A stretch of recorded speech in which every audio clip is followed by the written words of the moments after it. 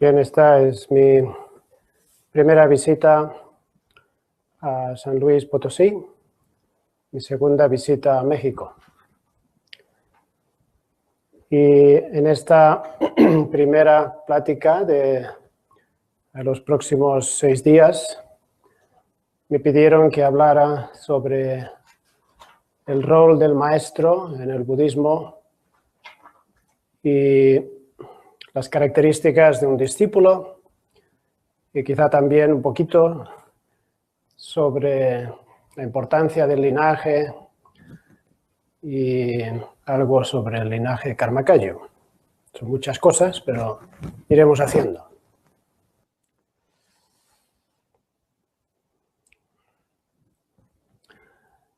El tema del maestro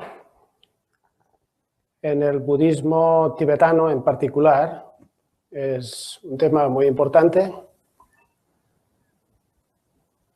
y en el budismo en general es importante en los distintos niveles del budismo.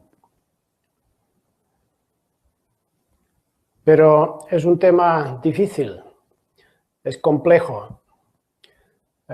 Podríamos decir que el papel del maestro y la importancia de un maestro tiene múltiples niveles diferentes y en cada uno de los vehículos budistas el maestro tiene un rol diferente, de manera que es un tema complejo.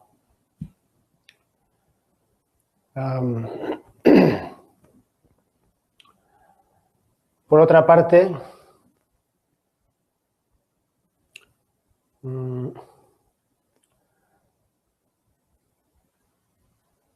la significación que se da al maestro en los textos tibetanos tradicionales es, por una parte, una explicación como muy ideal. Como muchas de las enseñanzas budistas, en los textos se da una explicación de lo que debería ser el ideal de un maestro, el ideal de un discípulo, el ideal de una relación de maestro a discípulo. Y este ideal casi nunca es asequible para las personas corrientes. Por otra parte, muchos conocen la historia de las vidas de algunos de los grandes maestros del pasado, y las vidas de algunos de estos grandes maestros son vidas absolutamente impresionantes. Son individuos con unas cualidades totalmente excepcionales y que a menudo se nos insta a tratar de emular, a tomar como ejemplos para nuestra práctica y para nuestro camino. Pero de nuevo, estos son casos excepcionales a lo largo de la historia y, por tanto, son ejemplos ideales.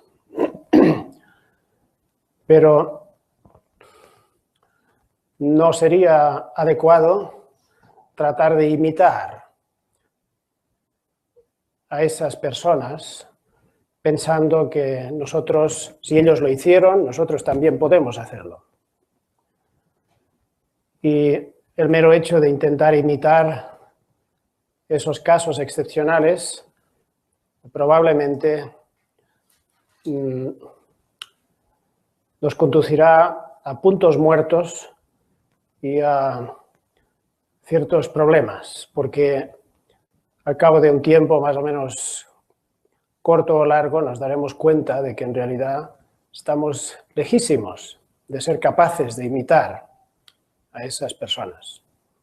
Del mismo modo, las enseñanzas que se encuentran en los textos, muchos de los cuales están traducidos a nuestros idiomas modernos, son, como digo, enseñanzas ideales, como lo máximo a lo que uno podría o debería intentar aspirar, pero no son fácilmente asequibles y, por otra parte, son enseñanzas dadas en un contexto histórico y sociocultural muy diferente del nuestro. Por ejemplo, cuando en los libros leemos la importancia de seguir a un maestro y el modo como deberíamos tratar a un maestro y mostrarle respeto, seguir sus consejos, etc.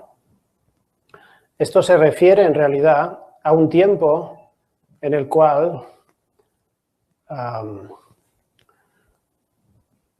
para empezar, no había libros como hoy día, ni por supuesto medios de comunicación. Y gran número de la población, muchas personas eran iletradas, no sabían ni siquiera leer. Los que sabían leer, a no ser que hubieran entrado en monasterios donde hubieran recibido una educación más o menos extensa, y en particular en lo que se refiere a los textos, el resto de la población, incluso si tenían acceso a los libros de Dharma, difícilmente podían entender todo su contenido. De manera que la manera de entrar en el camino del Dharma era, al principio, incluso antes de que existieran los grandes monasterios en el Tíbet, era buscar a un maestro. No había otra manera. La persona que, por su propia reflexión y quizá por haber recibido enseñanzas esporádicas y haber examinado su vida, había llegado a, o quizá por seguir la costumbre de su familia y de la sociedad, había decidido que quería dedicar su vida a un camino espiritual o al camino del Dharma, o bien había llegado a la conclusión por su propia experiencia de que la vida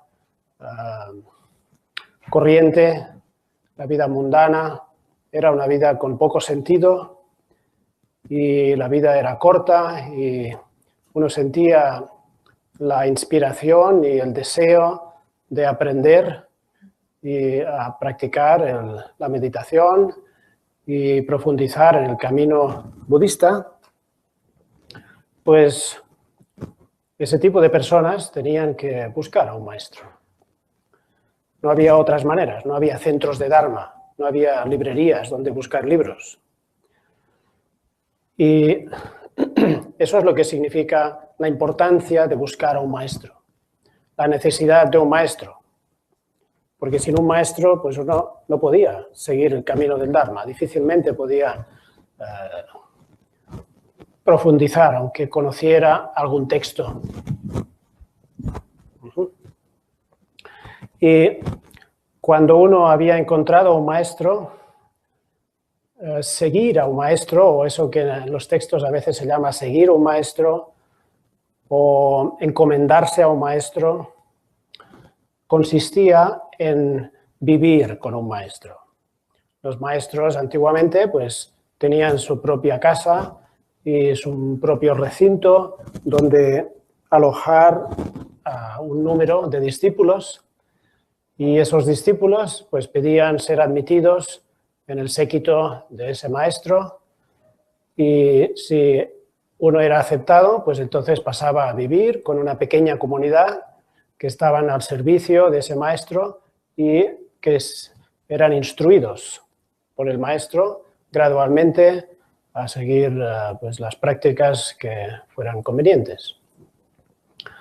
Y recibían instrucción y al mismo tiempo que recibían instrucción del maestro, pues el hecho de servir al maestro y de vivir con él y de mostrarle respeto continuamente y de aprender de su ejemplo cotidiano, pues era la manera de imbuirse del verdadero significado del Dharma a través del ejemplo del maestro y a través de las enseñanzas. Cuando uno pues, era considerado apto como para seguir el camino por sí solo, entonces quizá el maestro pues, le daba instrucciones para que fuera a practicar por su cuenta o para que quizá más adelante, cuando uno fuera suficientemente avanzado, pues pudiera incluso adoptar discípulos por su parte. O sea que lo que en los textos leemos acerca de buscar a un maestro, de servir a un maestro y de tratar a un maestro, se refiere a ese tipo de contexto. Evidentemente, hoy día esto es prácticamente, en fin, no imposible, pero es muy difícil. Es muy difícil porque la población mundial es muchísimo mayor, el número de budistas está esparcido por todo el mundo, el número de maestros pues, es comparativamente más escaso. Los lamas actualmente pues, viajan, están muy ocupados, tienen mucho más trabajo que entonces y desde luego no son asequibles como antiguamente. Por lo tanto, cuando hoy día se nos habla de buscar a un maestro y de seguir a un maestro, el contexto es radicalmente distinto del que era al principio, en los inicios del budismo, cuando el budismo llegó al Tíbet primero hacia el siglo VIII y después en la segunda época a partir del siglo XI. Posteriormente, como todos saben, pues el budismo creció y se expandió y se estableció en el Tíbet, se fundaron grandes monasterios y luego pues había monjes y quizá el tema de buscar un maestro y de seguir un maestro consistía también en parte pues, en ingresar en uno de esos monasterios o bien en recibir enseñanza regularmente o periódicamente de los monjes o de los en fin, maestros de los monasterios, pero lo que leemos en los textos acerca del modo de tratar al maestro y demás, principalmente se refiere a ese tipo de contexto del que he hablado al principio. Por tanto, cuando nos planteamos la importancia y la necesidad de seguir un maestro, tenemos que adaptar esa necesidad o importancia a nuestra realidad actual, que es completamente diferente. Y por tanto no debemos interpretar al pie de la letra las recomendaciones que se dan en esos textos, porque no están escritas para nuestro mundo actual. Por eso es complicado hablar de este tema, porque no podemos referirnos estrictamente a lo que dicen los textos y simplemente comentar, pues como se ha hecho durante siglos, las características de un maestro, las de un discípulo, cómo tratar a un maestro, etcétera, porque uno puede decir, pero eso, ¿dónde lo encuentro yo? ¿Y yo cómo voy a ser un discípulo como ese? ¿Y tratar al maestro de qué manera? Si yo veo un maestro o si es que realmente uno consigue establecer un vínculo con un maestro, pues ve a ese maestro una vez al año, una vez cada 2 o 3 años, durante unas horas y de lejos. Entonces, ¿en qué consiste tener un maestro y seguir a un maestro?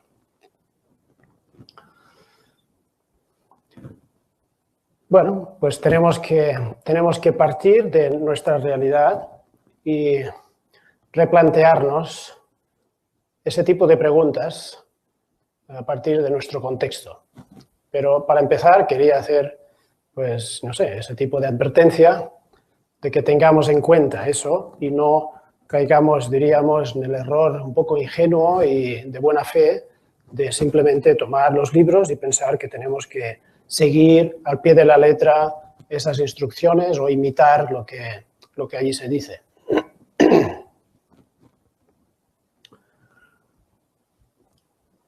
Para empezar, yo creo que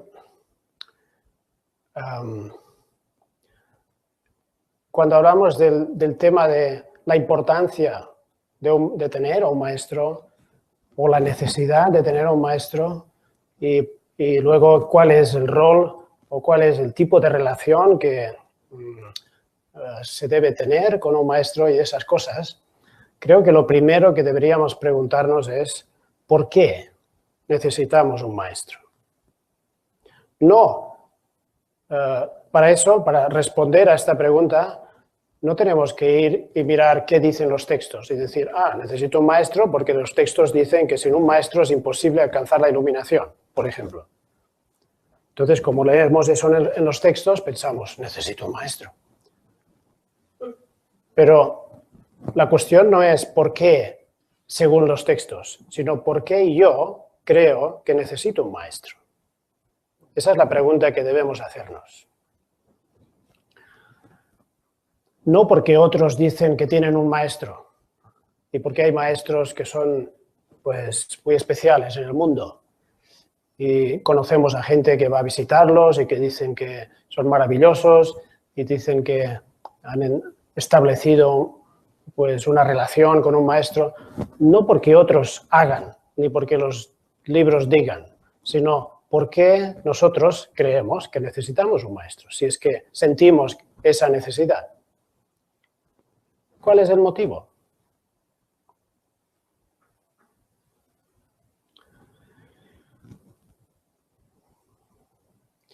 Es decir, necesitamos un maestro cuando realmente estamos convencidos de que necesitamos un maestro. No necesitamos un maestro simplemente porque nos dicen que necesitamos un maestro. La búsqueda de algún tipo de relación con un maestro debe iniciarse a partir de un sentimiento personal auténtico de necesidad, de esa necesidad. Y entonces uno no necesita buscar ni preguntar a nadie por qué es necesario un maestro, porque uno sabe que necesita un maestro. Hasta que uno no tenga este sentimiento auténtico, pues no necesita imitar a otros. Ni necesita pensar que no puede practicar el Dharma a no ser que tenga un maestro, porque esto es lo que dicen los libros. No hace falta.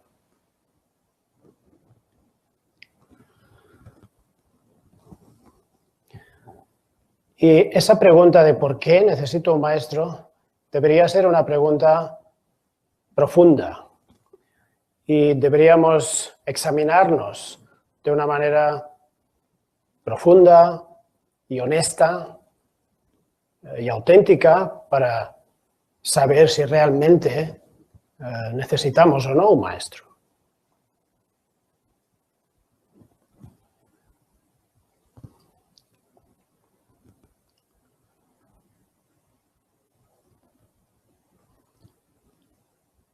Creo que hoy día hay diferentes tipos de motivaciones. Hay muchas personas, yo he conocido muchas personas que establecen una relación con algún maestro y consideran que tienen un maestro y esa relación consiste en una vez de vez en cuando, quizá una vez al año o una vez cada 2 o 3 años, tener un encuentro de algunos minutos y preguntar a ese maestro cuestiones de su vida. Por ejemplo, ¿debo casarme? ¿O debería divorciarme? ¿Cómo mejorar mi relación de pareja? ¿Qué deberían estudiar mis hijos? ¿Cambio de trabajo? ¿Qué negocio puedo establecer? ¿Qué estudios podría hacer? ¿Es bueno iniciar un viaje ahora? ¿Debería esperar? ¿Cómo me ve? A veces las personas van a un maestro y dicen, ¿cómo me ve? Y esperan que el maestro tenga visión telepática y les diga cosas profundas sobre ellos.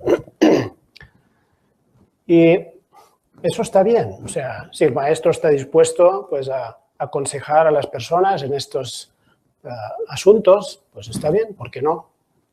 Si uno considera que esa persona es más sabia y de algún modo pues, puede darle buenos consejos, pues no hay nada malo en ello. Pero de ahí a decir que uno tiene un maestro, pues hay una diferencia.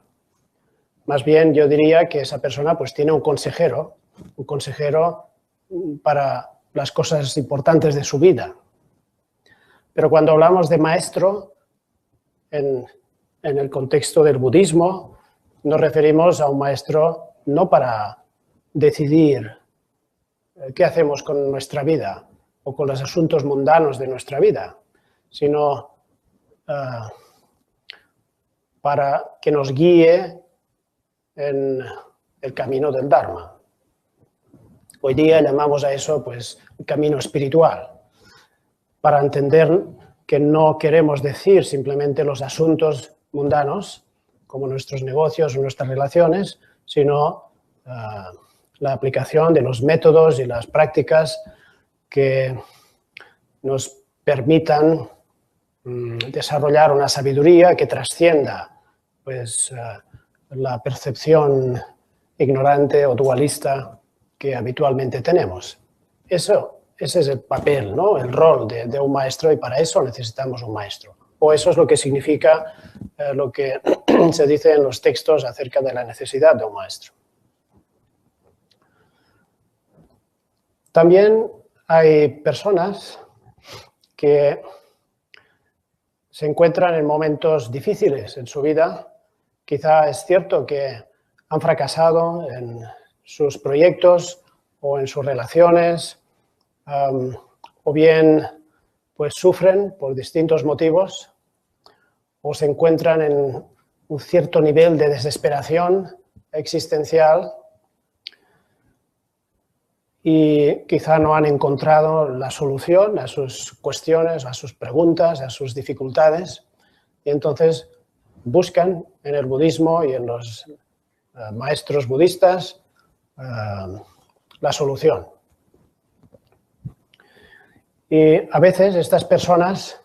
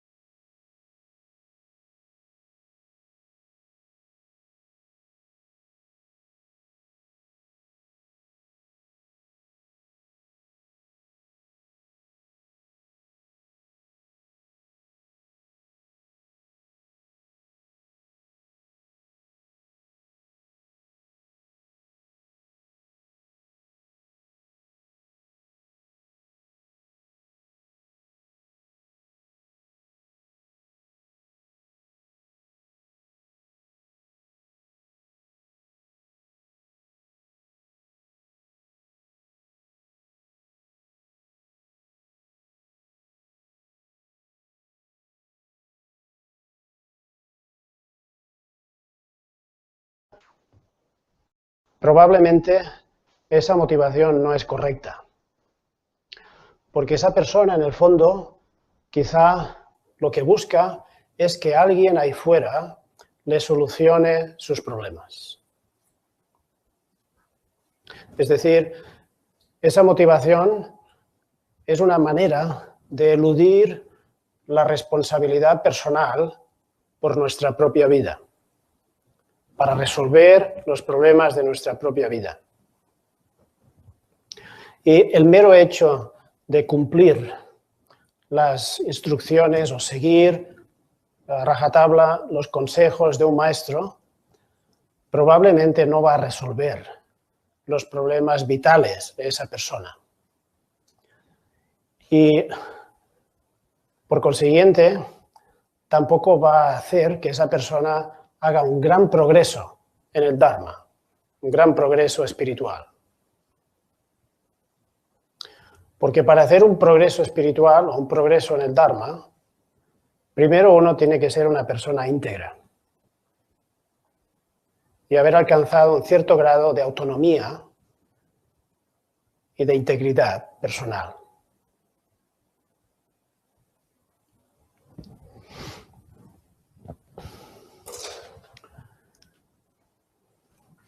Si realmente estuviéramos capacitados para encomendarnos completamente a un maestro y estar dispuestos a hacer todo lo que el maestro dijera, pues esto sería fantástico. Pero la mayoría de nosotros no estamos capacitados para esto. Esto es lo que hizo Milarepa o Naropa. Pero nosotros no somos ni Naropa ni Milarepas.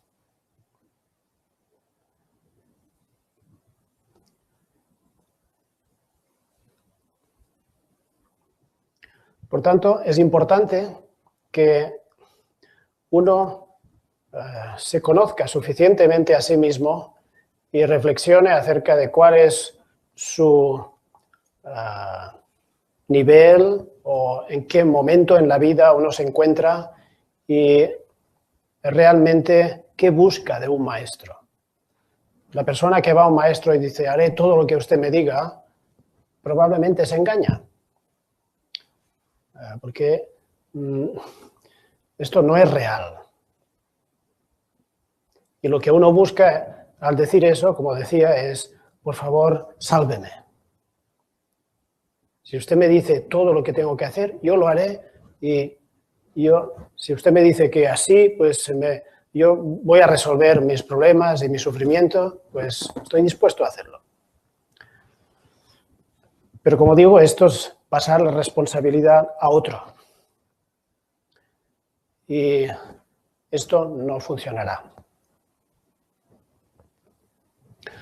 Por tanto, es importante que uno se pregunte hasta qué punto o en qué medida o para qué uno necesita un maestro. Y para qué no lo necesita.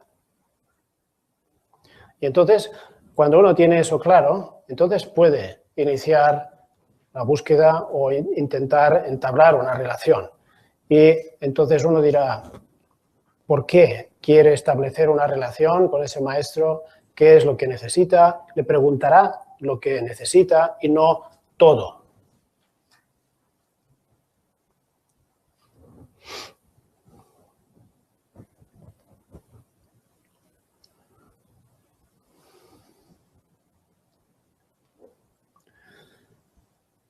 Yo creo que hoy día, desde nuestro punto de vista actual,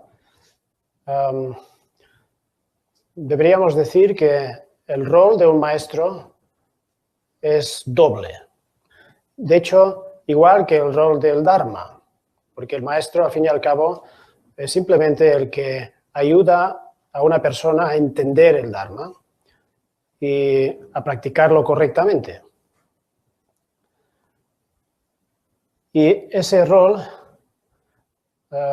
consiste, en primer lugar, en ayudar a la persona a construir una personalidad íntegra y madura.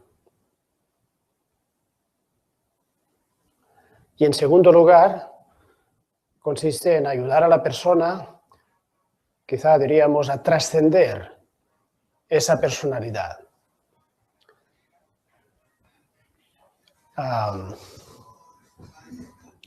Para poder trascender nuestro ego, para poder liberarnos del sufrimiento, de la totalidad, de la existencia dualista y todo eso, primero tenemos que tener un ego claro, y tenemos que tener una personalidad dualista clara y plenamente conocida por nosotros mismos. Para poder renunciar,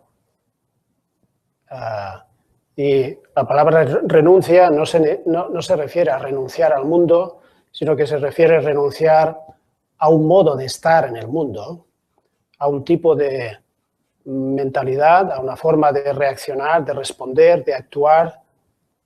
Para poder renunciar a eso, primero tenemos que tener una personalidad completa. Tenemos que ser completos para poder renunciar. No podemos renunciar si somos incompletos como personas. Porque esa renuncia no sería auténtica. Sería un intento de escapar del trabajo de completarnos a nosotros mismos. Sería un intento de alcanzar la iluminación sin antes haber aprendido a ser un ser humano. Y esto es imposible. De manera que, a mi entender, un verdadero maestro espiritual o del Dharma hoy día tiene esa función. En primer lugar, o simultáneamente, pero por una parte necesita conocer suficientemente a la persona, si es que realmente establece y decide establecer un vínculo personal, no un vínculo de lejos, sino algo personal, como una guía continuada durante mucho tiempo. Necesita para eso tener un buen conocimiento de esa persona y saber aprender a saber hasta qué punto esa persona pues, es infantil o es madura o todavía necesita desarrollarse como persona, y al mismo tiempo, evidentemente, pues este maestro guiará a esa persona en el Dharma de una forma que esté acorde, que sea acorde con su nivel de madurez personal. O sea, que no es que primero tenga que ir una cosa y luego otra, pero las dos son necesarias. Yo creo que esto hoy día es extremadamente importante. Y si no tenemos esto en cuenta, entonces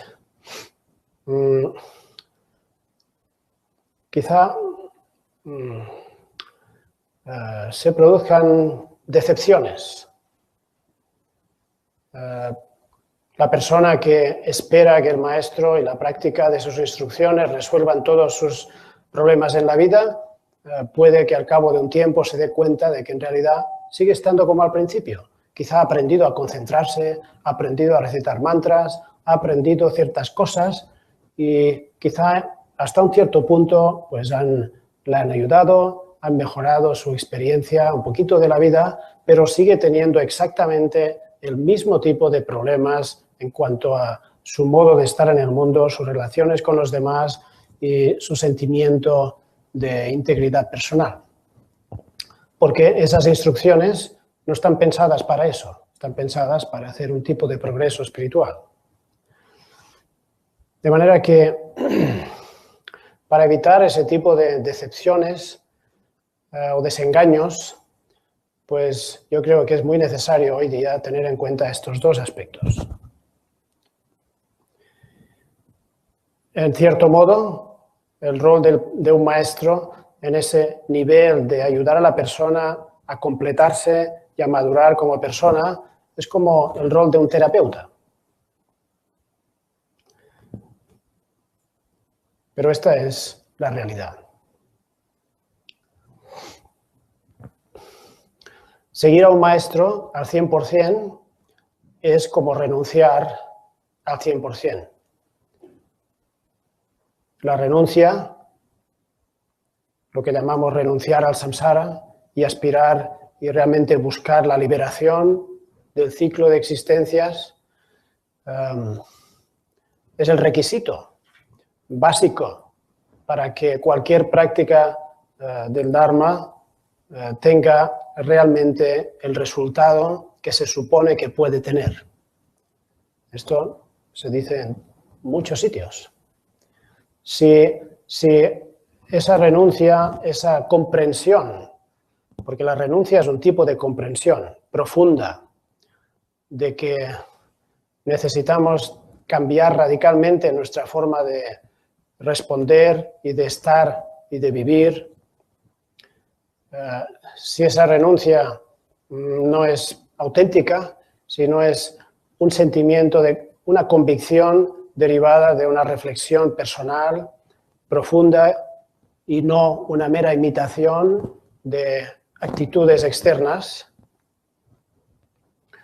entonces la práctica del Dharma, o lo que llamamos la práctica del Dharma, que son pues hacer prácticas, practicar la meditación y ese tipo de cosas, no va a tener resultados, no va a dar los frutos que se prometen en los textos y en las enseñanzas.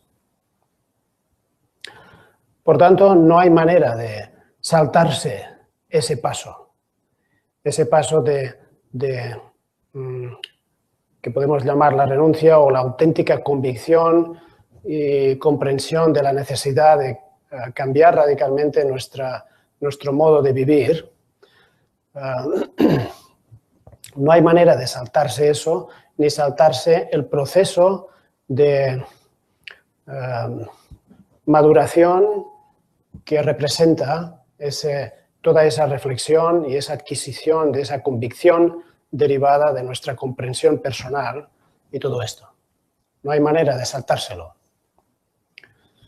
Por eso digo que el aproximarse a un maestro o intentar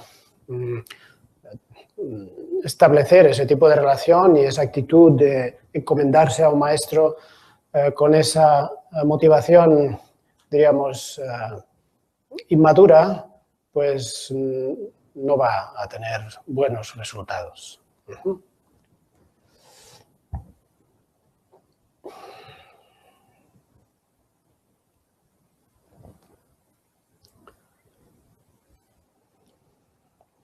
En los textos se explica cómo ser un buen discípulo o quién es un buen discípulo. Y se dan listas de cualidades que debe tener un discípulo para ser un auténtico discípulo. Como por ejemplo tener una devoción profunda y auténtica, tener una plena convicción en el Dharma, tener diligencia, tener inteligencia para entender las enseñanzas profundas, tener compasión, etc. Pero cada una de estas cualidades es una cualidad que tiene un gran significado. Por ejemplo, tener compasión. Uno puede pensar, ¿yo tengo compasión? Sí, ya está. Y en un momento decidir que uno tiene compasión, porque, hombre, yo soy buena persona. Pero cuando se dice que un discípulo, para ser un auténtico discípulo capaz de seguir a fondo y totalmente a un auténtico maestro, necesita compasión, no significa simplemente ser buena persona. La compasión es muy difícil. Tener verdadera compasión es muy difícil. No es fácil en absoluto.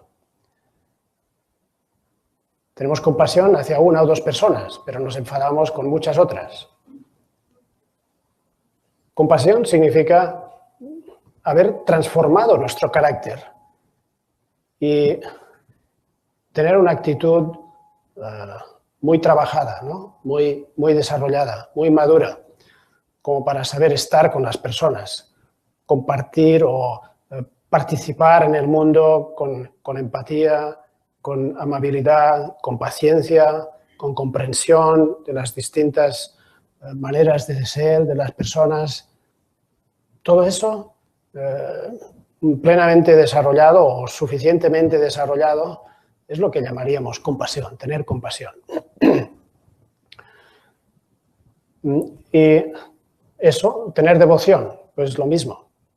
¿Qué significa tener devoción? Uno dice, sí, sí, yo tengo mucha devoción porque mi lama es maravilloso y cuando lo veo me saltan las lágrimas y se me ponen los pelos de punta y a veces tengo sueños maravillosos y uno pues cree que tiene devoción.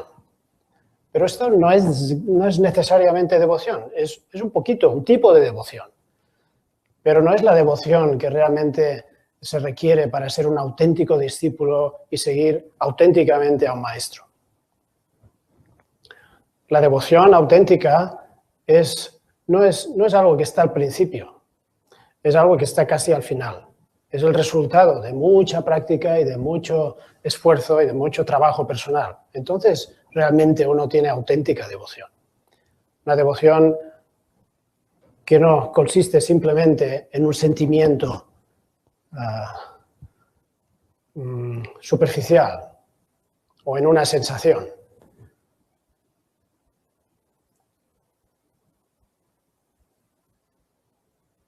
Sino en algo mucho más profundo, quizá menos visible, pero mucho más profundo. Y esto no es en absoluto fácil. Por tanto, no debemos engañarnos a nosotros mismos cuando leemos las listas de lo que tiene que ser un buen discípulo y pensamos, a ver, número 1, sí, número 2, sí, número 3, medio, número 4, casi sí. Y así pues ya nos consideramos aptos para establecer una relación.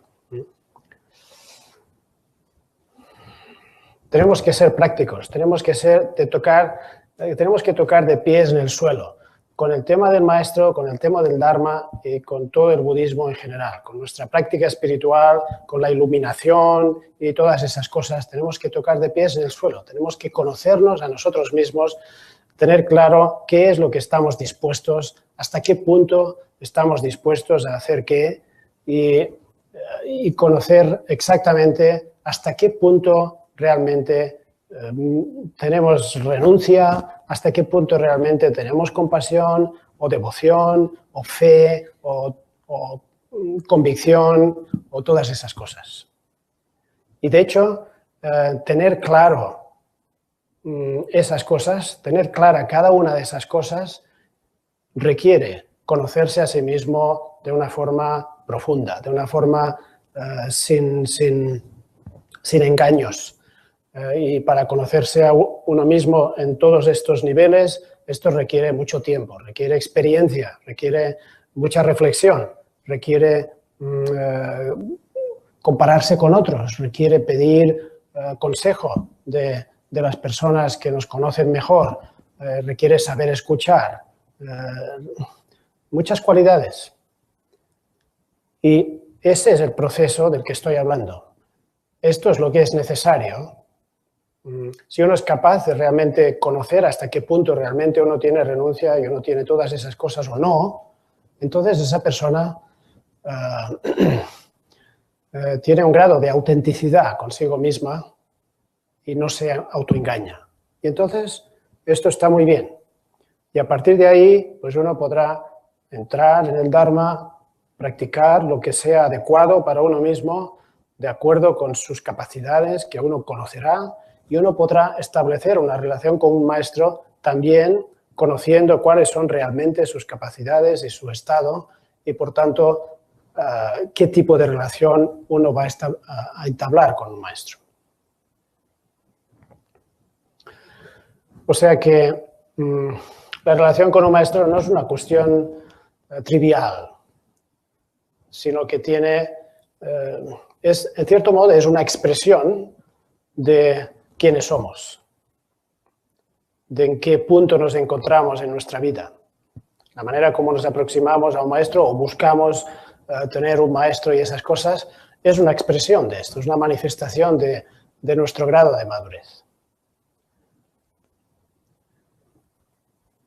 Y lo mismo vale decir para nuestra manera de entender y de practicar el Dharma.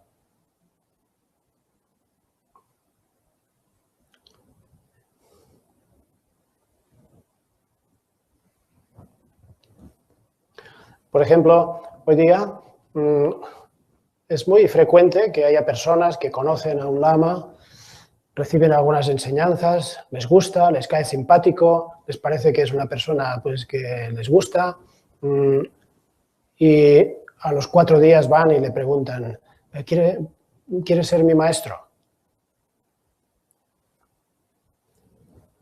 Pero realmente, ¿qué es lo que quiere decir esa persona cuando a los 4 días de conocer a un maestro le pregunta y le pide si quiere ser su maestro?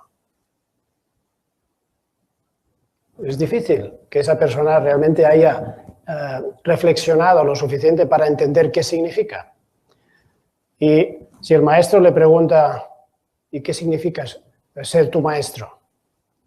Pues es posible que esa persona se sorprenda y diga, no sé, las enseñanzas dicen que es necesario un maestro y yo necesito un maestro, ¿quiere ser mi maestro?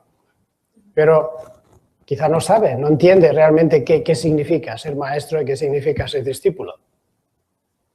Entonces, eso es lo que quiero decir. Cuando uno va a un lama o a un maestro espiritual y le pregunta, por favor, ¿quieres ser mi maestro? Uno tiene que tener muy claro qué quiere decir con eso. Exactamente. Quiere decir, dígame qué práctica tengo que hacer. Pues mira, haz Chenrezig. Oh, qué bien. Mi maestro me ha dicho que haga Chenrezig, voy a hacer Chenrezig. ¿Es eso lo que quiere? Bueno, pues si es eso lo que quiere, entonces uno entenderá que no es que tenga un maestro, simplemente entenderá que le ha preguntado a un maestro en el cual confía y por el que siente pues, algún tipo de conexión, pues qué práctica hacer y ya está. Pero no puede decir, es mi maestro y mi maestro me ha dicho que haga esto y ya está, yo voy a hacer esto, por lo tanto ya tengo mi vida resuelta. Y ya tengo mi camino del Dharma resuelto, porque voy a hacer lo que mi maestro me diga. Ese es el tipo de cosa que decía en cuanto a encomendarse y pensar que si preguntamos a nuestro maestro, ya tenemos un maestro, el maestro nos dice que haga Chenrezig, yo hago Chenrezig y ya está. Y ya no tengo que pensar más, ya no tengo que preocuparme de nada más, porque mi maestro me dice eso, yo lo hago y eso es todo. No hay nada más en que pensar. No hace falta que me esfuerce en nada más, simplemente voy a hacer Chenrezig. Pues esto no va a funcionar. Va a funcionar un poquito, mientras yo haga Chenrezig, y esa práctica será buena para mí, no hay duda. Pero esto es una porción pequeña de lo que significa practicar el Dharma y de lo que significa desarrollarse como persona. O sea que esto es un pequeño ejemplo.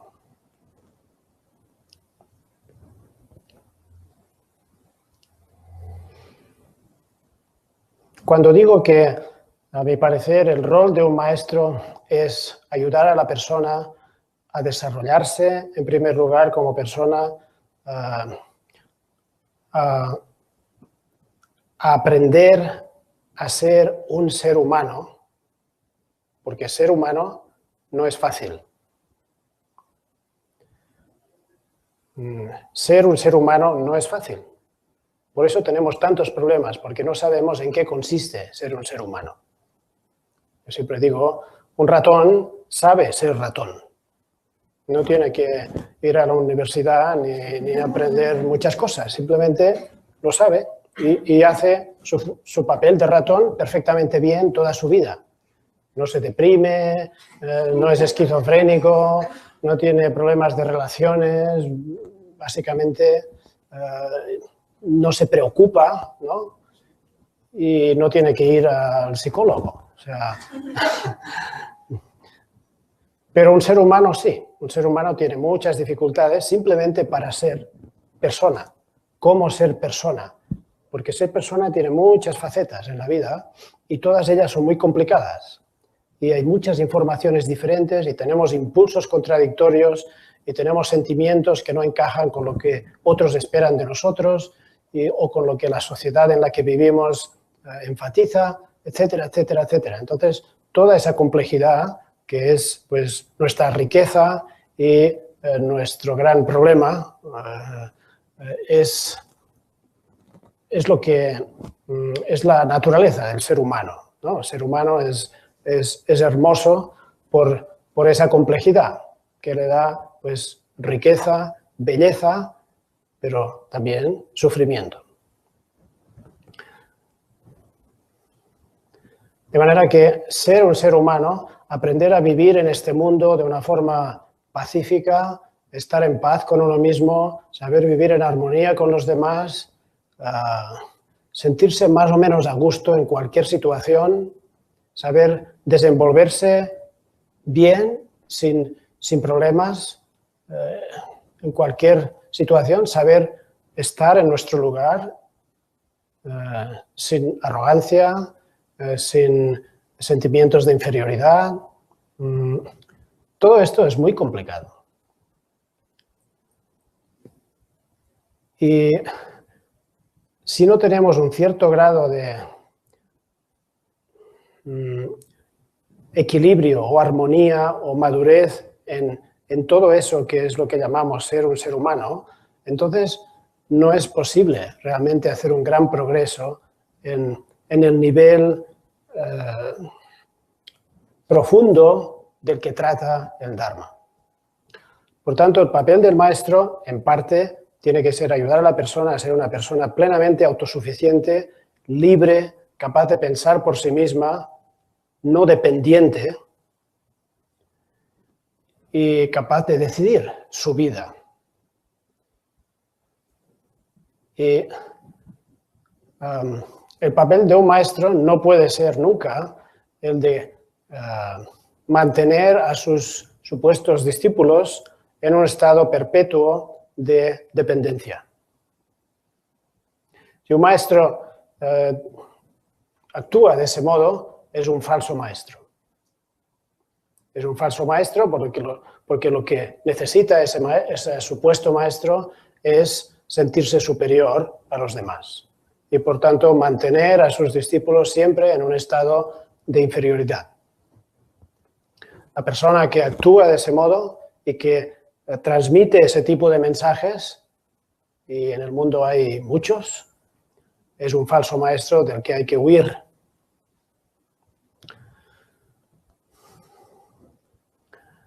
Lo mismo cabe decir respecto del Dharma, estrictamente hablando.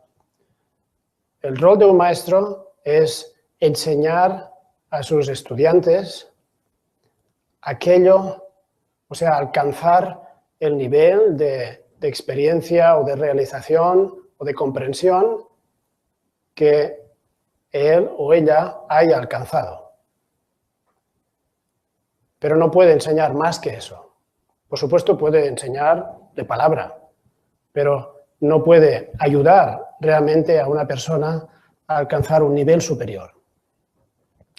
Lo cual quiere decir que ese maestro tiene que estar dispuesto y admitir humildemente y abiertamente dónde están sus límites y admitir que otros sepan más que él o que ella. O que sus propios discípulos en algún momento pues ya no tengan mucho más de qué aprender de uno porque ya no tiene más que enseñar. Ese tipo de sinceridad no es siempre frecuente, porque la relación maestro-discípulo es una relación psicológicamente complicada y en la que intervienen muchos, o en la que se manifiestan muchos patrones de conducta infantil, etc. Por tanto, hay que estar alerta, hay que ser cautelosos en eso, tanto por nosotros mismos como por la persona a la que tomemos como maestra. Pero esta es la función de un maestro. Y la función del discípulo, en este caso, pues es también ser plenamente consciente de sus propias capacidades, de sus propias cualidades, del nivel como ser humano o como practicante del Dharma en el que se encuentra y también ser sincero o ser honesto con uno mismo respecto, pues, a las cualidades del maestro y de la relación en sí misma. De manera que no caiga también, por su parte, en el error de adoptar una actitud permanentemente dependiente, que es cómoda. Es la actitud infantil de la que hablaba al principio. En cierto modo, es una actitud cómoda. El maestro ya me dirá todo y yo no tengo que hacer nada, simplemente seguir. Entonces, esa actitud de dependencia no es buena para uno mismo y tampoco es buena para el maestro. O sea que esta es la responsabilidad del discípulo. Y el propósito último de este tipo de relación, de hecho, como de todas las relaciones humanas, es llegar a ser individuos libres. Y libres quiere decir independientes, autónomos, autosuficientes, capaces de trabajarnos a nosotros mismos y capaces de tomar responsabilidad de nuestra propia vida de modo completo. Este es el verdadero propósito en conjunto de la relación maestro-discípulo. En última instancia, pues esto es alcanzar el estado de Buda. Pero sin ir tan lejos, estado de Buda, ¿qué significa? Pues significa ser libres, ser autosuficientes, independientes, todo eso. Pero todo el camino del Dharma es un proceso de liberación. Y por tanto, es un proceso en el cual las relaciones de dependencia y de inferioridad, etcétera, pues tienen que ir disminuyendo.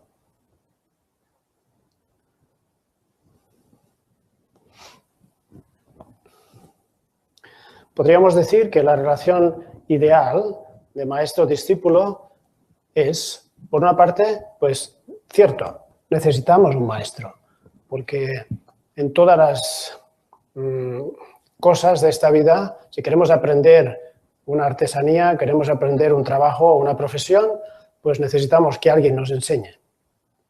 Ese alguien puede ser libros, también es verdad. Los libros hacen la función de maestro hoy día, ¿no?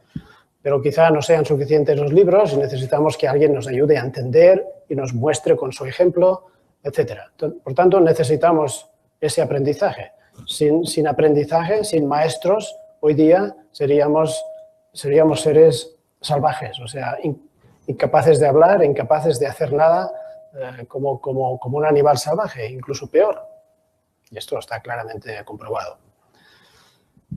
Por tanto, el ser humano necesita de la cultura y de la instrucción y la educación que recibe de los demás. Y esto es, pues, aprender de maestros, ¿no? En el camino del Dharma, evidentemente también necesitamos un maestro porque es un proceso de transformación para convertirnos en algo que desconocemos, sobre lo que no tenemos experiencia. Es como hacer un viaje a un país desconocido, por tierras desconocidas y peligrosas y llenas de desvíos. Evidentemente necesitamos un guía que tenga la experiencia de ese proceso de transformación y pueda advertirnos de cuándo nos estamos desviando, cuándo nos estamos engañando y hacia dónde tenemos que progresar y hacia dónde no. Por tanto, es necesaria la enseñanza que recibimos de los textos y de los maestros en general y quizá en un cierto momento de ese proceso un maestro que nos guíe de un modo más personal. Pero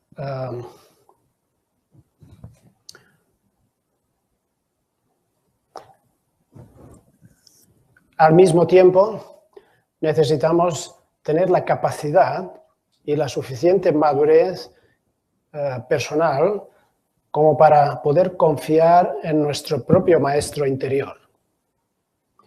Y este maestro interior es nuestra propia sabiduría. Nuestra propia sabiduría que nos permite entender correctamente lo que ese maestro enseña, entender correctamente quién soy yo y dónde me encuentro, y saber cómo trabajar con nosotros mismos, con lo que el maestro nos enseña y con lo que yo soy. Yo sé mejor que nadie quién soy. Y saber trabajar con nosotros mismos utilizando la enseñanza, la instrucción del maestro, eso es nuestra responsabilidad, no la del maestro. Y esto requiere madurez, y esta madurez es un tipo de sabiduría, y esa sabiduría es nuestro maestro interior. Y necesitamos tener la capacidad de confiar en ese maestro interior. Confiar de verdad, no confiar de un modo ilusorio. Y cuando esos dos ocurren, entonces realmente uno puede hacer un auténtico progreso. Pero si solo hay uno de los dos, entonces no. Si uno solo confía en sí mismo y piensa que no necesita aprender de nadie, que no necesita ningún maestro para nada, entonces es posible que se engañe a sí mismo. Es posible. Al menos a partir de un cierto punto, probablemente no o se engañará a sí mismo o realmente no progresará más. ¿Por qué? Porque es como entrar en una selva ilimitada sin ningún guía. Es imposible que uno, prácticamente imposible que uno encuentre el camino. Por tanto, uno necesita a un guía. Y por otro lado, si la persona solo tiene el maestro exterior y no ha desarrollado esa capacidad de confiar en su propia sabiduría porque sabe que la tiene y la ha desarrollado por sus propios esfuerzos, entonces seguirá siendo una persona dependiente, y una persona dependiente de algo, de alguien exterior, es una persona que no progresa, porque nadie nos va a progresar a nosotros. Tenemos que progresar por nosotros mismos. El maestro es un guía, pero nosotros tenemos que hacer el camino o andar el trayecto. El Dharma es como un mapa, pero nosotros tenemos que hacer el viaje, y esto tenemos que hacerlo por nosotros mismos. Cuando estos dos se encuentran, entonces es cuando realmente vamos a avanzar.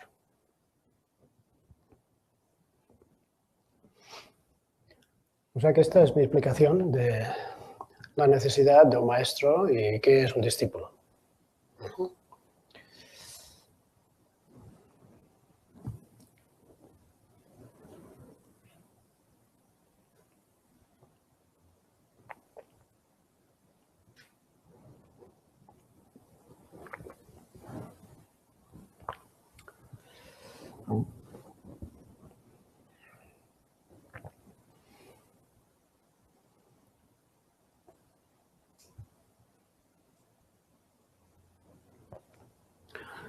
En cuanto a la importancia del linaje,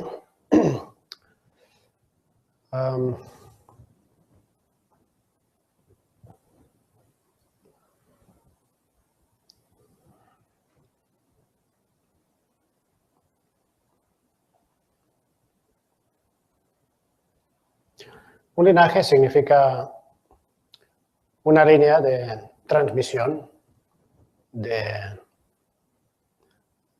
las enseñanzas y de la experiencia del Dharma.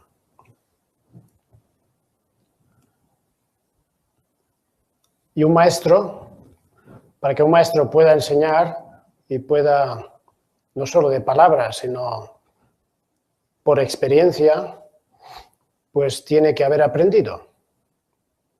Para desarrollar esa experiencia y esos conocimientos, tiene que haber aprendido de un maestro. Y así sucesivamente. Y esa sucesión de maestro-discípulo es lo que llamamos un linaje. Y en el budismo, especialmente Vajrayana, es decir, en el budismo que que predomina en el Tíbet, en especial se enfatiza la importancia del linaje, porque la práctica del Vajrayana es un tipo de práctica que depende mucho de la influencia, de la transmisión, de la experiencia y de la sabiduría de un maestro. Otros niveles de budismo no dependen tanto de esto y por tanto el linaje es algo que no se enfatiza tanto.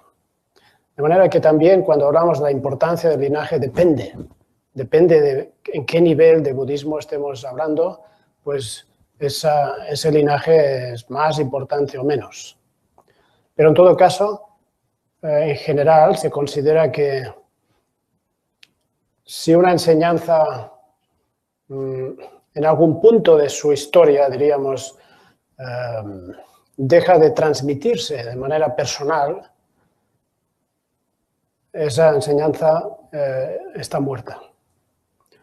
Existe, sigue existiendo como texto, en forma de texto, pero desde el momento en que ha dejado de ser practicada y nadie ha desarrollado la experiencia plena o la comprensión interior de esa práctica, pues esa práctica es como algo muerto, ya no puede ser transmitida, simplemente por las letras de un libro no pueden transmitir todo eso. Por tanto, la continuidad de la sucesión de maestro-discípulo pues es lo que hace que una tradición se considera viva. Si se interrumpe esa transmisión personal, entonces la tradición es una tradición muerta. Y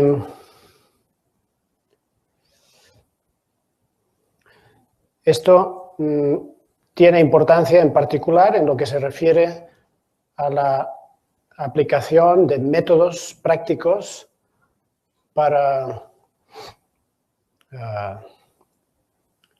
cultivar nuestra mente, cultivar estados de meditación y todo eso. O sea, en lo que se refiere a la práctica de estados, sobre todo de meditación. Si hablamos de la conducta o de los puntos de vista filosóficos acerca de la naturaleza, de la realidad, etc., entonces, hasta un cierto punto, eso es algo que podemos entender a partir de los libros. Pero en lo que se refiere a la capacidad de transmitir o de practicar métodos de meditación, es imprescindible la transmisión directa de alguien que tenga la experiencia y que haya recibido a su vez la transmisión de esto y demás. Tener eso es lo que se llama tener un linaje. Y cuando buscamos un maestro para que nos instruya en la práctica de la meditación y en cuestiones profundas, pues tenemos que asegurarnos de que esa persona realmente tenga linaje. Tenga linaje quiere decir haya recibido de un maestro competente y auténtico la transmisión de eso que enseña y no más. Entonces tenemos la garantía de que eso que esa persona enseña es auténtico porque proviene de un linaje de personas que han experimentado y, en fin, hasta tiempos de Buda o hasta donde sea, donde se inició este tipo de método de práctica o de experiencia a la que conduce ese método. Si una persona no tiene esa transmisión y ese linaje, por mucho que haya escuchado enseñanzas de aquí y allá o haya leído muchos libros, pues con buena o mala intención es más bien un charlatán, no un maestro. O sea que esto hay que saber distinguirlo también. ¿Qué es un maestro y qué no es un maestro? Por el mero hecho de que alguien hable y se siente en un púlpito y sea muy locuaz y tenga muchos conocimientos, no necesariamente es un verdadero maestro. Entonces, ¿qué es un maestro? Hay muchos tipos de maestro. Un maestro que nos enseña a leer y escribir es un maestro. El maestro que nos enseña a recitar un texto de Dharma, cómo se recita, cómo se pronuncia, qué va antes y qué después, es un tipo de maestro, es un instructor en un método.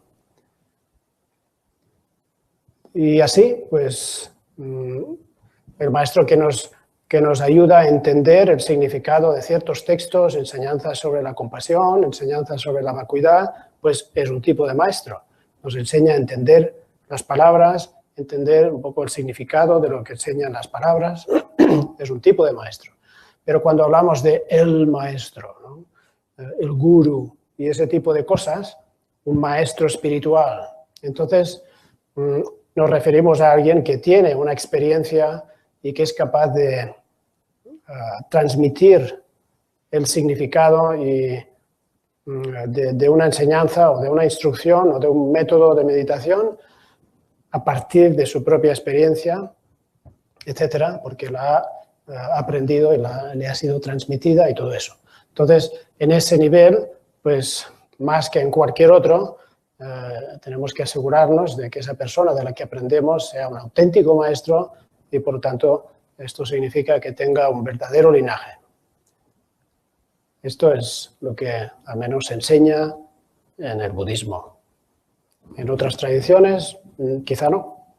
Y hoy día pues hay muchos maestros que ni siquiera tienen ninguna tradición, inician su propia tradición o simplemente hacen un pupurri de todo tipo de cosas y como consideran que todo en el fondo es lo mismo, pues son maestros sincretistas o cosas de ese tipo, ¿no? Y enseñan pues lo que les conviene o lo que les parece bien, pero no tienen ningún linaje. Entonces, quizá estas personas ayuden a otras, quizás sean sinceras, quizá tengan buenas intenciones, quizá lo que enseñen sea bueno, pero no es una enseñanza que pertenezca a un linaje. Por lo tanto, carecerá de algo especial. Y esto hay que saberlo.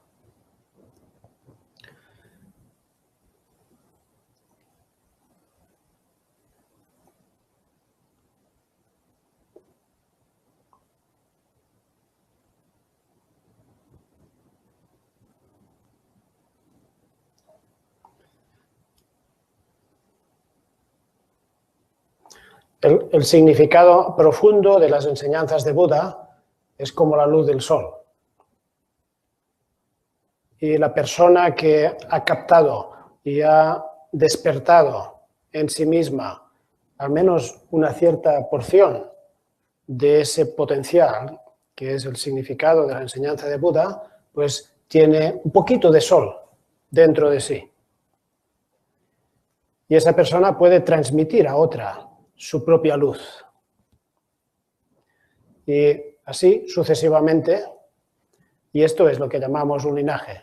Un linaje significa una continuidad de personas que personifican o que tienen la auténtica, diríamos, luz, por poner un ejemplo, o el verdadero significado el significado original de las enseñanzas de Buda.